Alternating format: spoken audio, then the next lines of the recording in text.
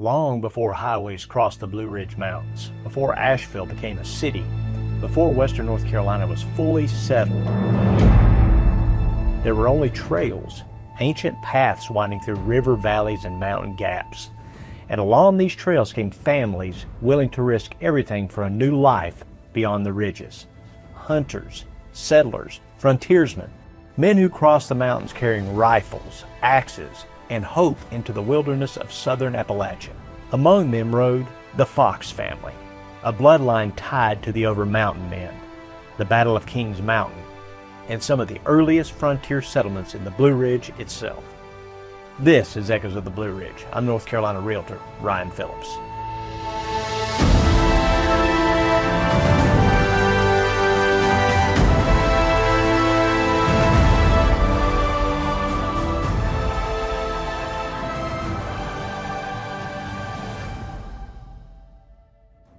The Appalachian Mountains have always remembered the families who settled them. Certain names became woven into the land. Their stories passed through old cabins, graveyards, courthouse records, mountain churches, and family memory. The Fox family is one of those names. Long before the mountain counties of western North Carolina fully formed, the Foxes were already moving through the frontier. In the late 1700s, the Southern Appalachians were still a dangerous borderland.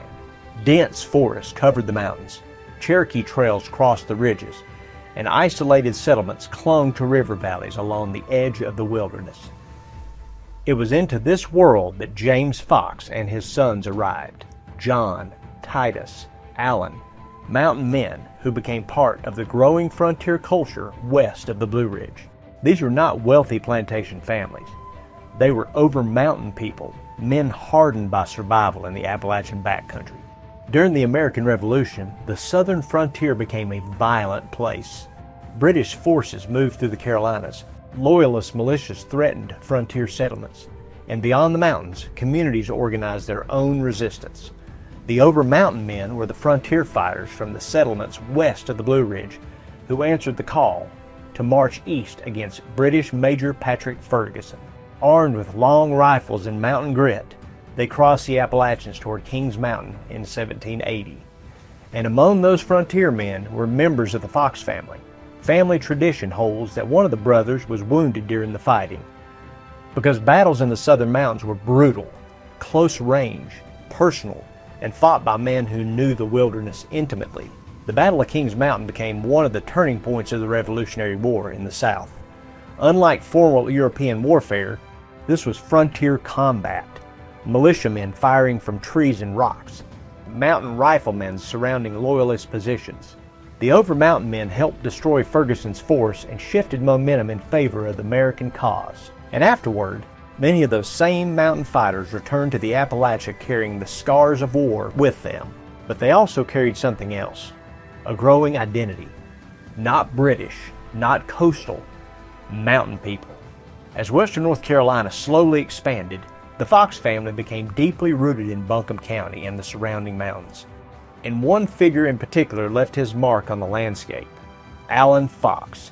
According to local tradition, Allen became associated with the naming of Hamburg Mountain near present-day Weaverville. Stories claim he produced barrel staves that were eventually shipped toward Hamburg, Germany, giving the mountain its lasting name. Whether every detail survives perfectly or not, the important part is this. The Fox name became part of the Blue Ridge, written onto the mountains. Stories passed down through descendants describe the Fox family as tall, fiercely loyal, stubborn, unrelenting, and deeply tied to the mountains. And honestly, those descriptions fit many old Appalachian bloodlines, because frontier life demanded resilience.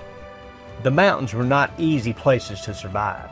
Families who endured there became hardened by isolation, warfare, harsh winters, and endless labor. The Appalachians shaped people differently, and those traits often carried forward for generations. Madison County was never the political center of the Cherokee world, like the Little Tennessee River towns further west. But it was something equally important, a corridor. For centuries, rivers and mountain trails running through Madison County connected different parts of the Southern Appalachians. Cherokee traders moved through these valleys. Warriors crossed the ridges. Settlers followed the old paths westward into Tennessee and Kentucky. And families like the Foxes became part of that movement. The mountains were never isolated. They were connected by ancient trails long before modern roads arrived. Family history often grows larger over generations. Stories become polished. Legends take root. But that does not make them untrue. In Appalachia, oral tradition preserved history long before formal archives reached the mountains. And what survives matters, because stories like the Fox family story remind us that the Blue Ridge was not shaped only by famous generals or politicians. It was shaped by frontier families, people whose names rarely appear in textbooks, but whose lives built the mountains we know today. If you drive through the winding roads of western North Carolina today, past old farms, churchyards, and forgotten mountain cemeteries, you are moving through layers of memory. Some families came and disappeared. Others remained for generations. And certain names became part of the land. The Fox family is one of those names. A mountain bloodline carried through the ridges of Southern Appalachia. Part history, part legend, and part of the enduring story of the Blue Ridge Mountains. Special thanks to J.W. Fox in Asheville, North Carolina, for educating me about the Fox family history for this episode. If you have a story about history, legend, or mystery of the Blue Ridge Mountains, please message me on our Echoes of the Blue Ridge Facebook page. We'd love to hear about it and may just create an episode for your story.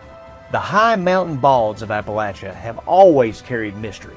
Open summits rising above the forests, places where travelers pause beneath endless skies and shifting fog. Long before modern hikers climbed those ridges, the Cherokee believed certain mountaintops were places where the spirit world felt closer, and few mountains embodied that mystery more than Max Patch. Next time on Echoes of the Blue Ridge, we explore the Cherokee legends surrounding the ancient mountain corridors near Max Patch. Where medicine people often sought visions, travelers crossed hidden trails through the Blue Ridge, and powerful spirits were said to move silently across the high Appalachian ridges. Until then, listen carefully. The echoes are still here.